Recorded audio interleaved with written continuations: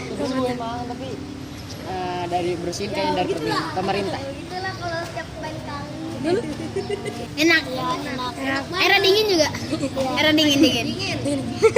Enak. Kayak dingin. Kayak kolam renang, dingin.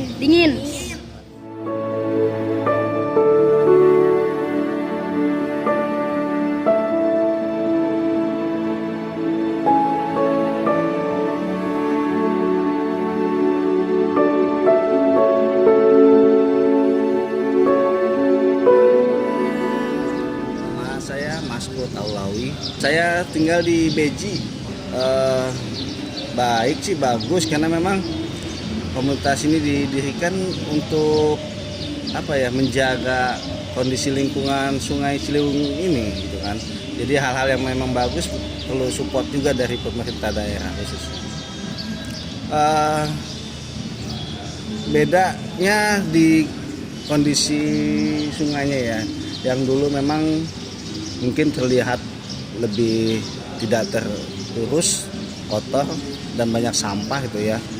Mungkin dengan komunitas ini didirikan menjaga juga kondisi lingkungan dari Sungai Ciliwung tersebut. Jadi ya perbedaannya dalam hal kelestariannya ini, kebersihannya juga jadi agak ada peningkatan.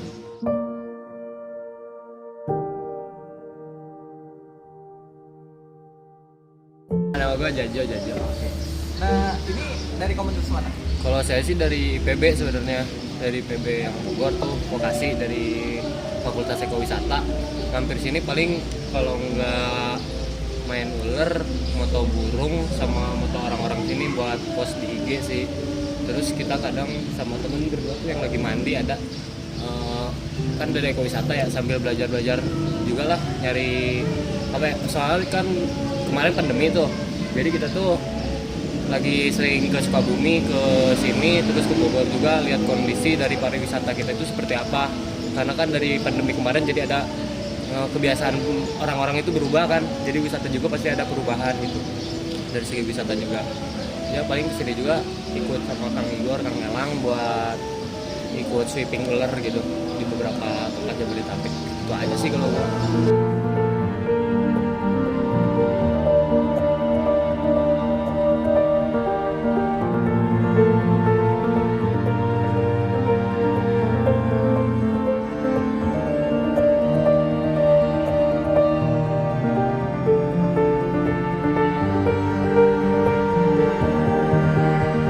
Saya Amri Maulana, saya di Komunitas Ciliwung Depok sebagai Ketua Komunitas Ciliwung Depok. Saya bergabung di Komunitas Ciliwung Depok sejak tahun 2018 awal dan belum lama juga menjabat sebagai ketua. Sebenarnya ini dulu sebelum jadi basecamp komunitas, teman-teman di Komunitas Ciliwung ini ada satu founder kita namanya Pak Taufik. Pak Taufik itu dia biasa ngumpul tuh di Kampung Ratu Jaya. Nah, sekarang jadi Saung Pustaka Ratu Jaya, di sana tempat kumpul pertama. Dan akhirnya sering main di air, ngelihat tempat ini potensi, akhirnya tempat ini dijadikan basecamp. Itu sih awal mulanya. Dulu bentukannya kalau sebelum diginiin ya nggak beda jauh sama tempat-tempat kolong jembatan yang lain lah.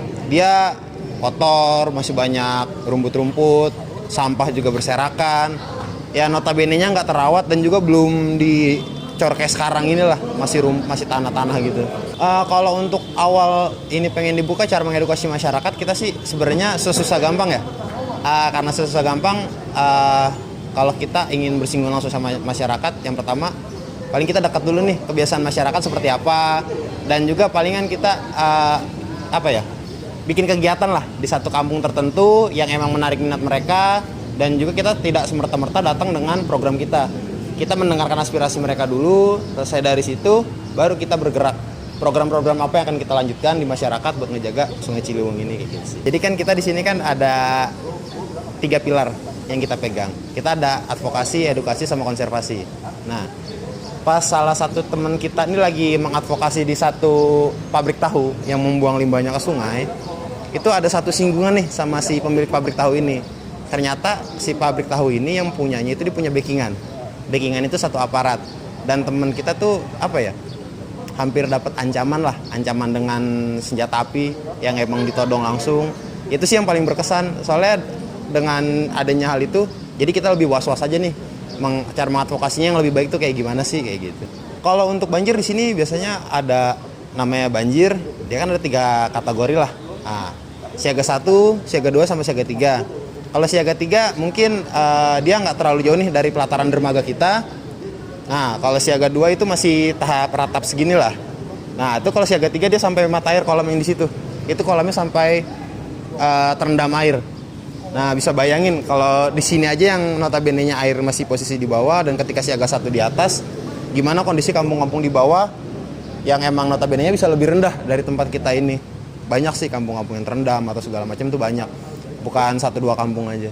Kalau lagi banjir sih kisruhnya apa ya? Kalau teman-teman di sini kan mungkin karena udah biasa dan juga udah paham juga nih ketika air mau naik tuh kayak gimana. Nah, yang paling serunya itu bisa dibilang seru, bisa dibilang asik sih. Maksudnya gini, ketika teman-teman di sini lagi rapi-rapi tempat bebenah yang di bawah, yang tadinya biar nggak kerendam, itu banyak laporan dari warga sekitar, kampung-kampung sekitar itu yang rumahnya terendam dan butuh evakuasi. Jadi kita juga, jadi dibagi nih, ada teman-teman yang standby di sini untuk ngejaga ini biar nggak kebanjiran atau segala macam. Tapi ada juga teman-teman yang turun ke kampung langsung, dia mengevakuasi warga-warga ataupun barang-barang berharga yang di tempat warganya itu yang memang sudah terendam banjir kayak gitu. Kalau part-part di bagian sungai yang benar-benar kotor, kalau untuk di sungainya langsung itu kecil ya. Paling ada itu dia di tempat pabrik tahu yang di atas daerah Ratu Jaya. Tapi kalau untuk titik-titik timbunan sampah yang dari warga sekitar buang ke tebingan, itu banyak banget. Dan itu pun kita teman-teman di sini nggak bisa bergerak sendiri. Teman-teman juga di sini kan komunitas Ciliwung Depok punya teman-teman komunitas lah, komunitas Depok. Apapun itu komunitasnya, basicnya apapun, mereka ingin berkegiatan di sini membantu kita evakuasi si sampahnya itu dengan cara pertama paling kita mapping titik area mana aja yang bisa kita evakuasi. Kalau kita bisa evakuasi sampah itu secara mandiri, kita evakuasi. Kalau nggak bisa, paling kita minta bantuan ke dinas lingkungan hidup. Mereka alhamdulillah masih seneng lah kalau kita repotin gitu ya sih. Kalau untuk komunitas Ciliwung Depok harapannya sih ya biar teman-teman juga sabar, tambah solid, sama juga apa ya, lebih nambah kesadaran diri lah gimana sih buat cara ngejaga Ciliwungnya nih. Gimana caranya kita bisa buat apa ya, ngasih influence ke masyarakat sekitar biar nggak buang sampah sembarangan lagi ataupun segala macam ya. Kalau untuk harapannya di Sungai Ciliwung sendiri, mudah-mudahan Sungai Ciliwung tetap seperti ini. Mudah-mudahan juga kedepannya bisa lebih rapi, lebih bersih lagi, nggak ada lagi pelanggaran-pelanggaran yang emang apa ya, ngerusak Ciliwung lah. Entah mereka ada pengurukan atau mereka ngambil lahan Ciliwung kayak gitu sih harapannya.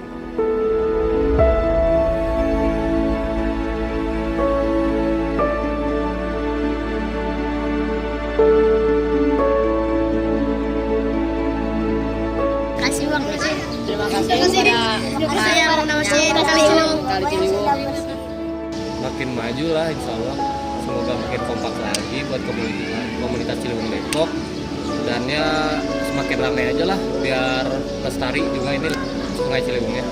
Terima kasih buat komunitas Ciliwung Depok udah membersihkan Kali Ciliwung.